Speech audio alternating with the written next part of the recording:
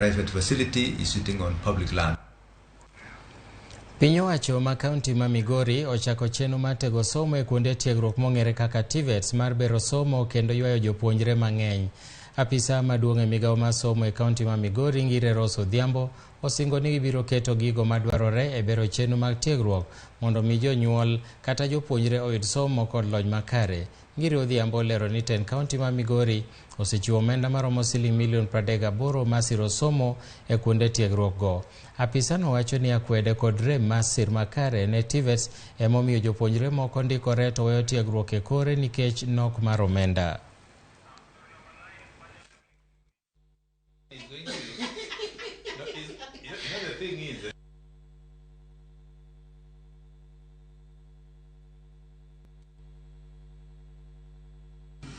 Kane wabiro mwadonjo wayudo ka nyithindo mang'eny onge kod geno. Moko kuomgi gidhi gi enroll to nikech yuto tin ka ae gweng' gi drop out.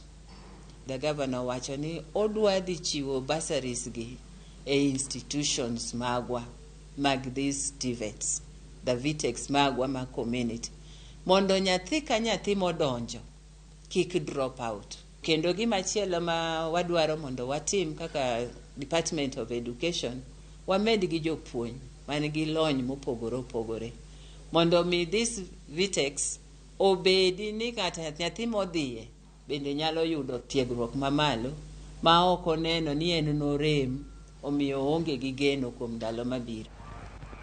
Chenro mag chiwo puonj ne nyithindo manyiri e yore mag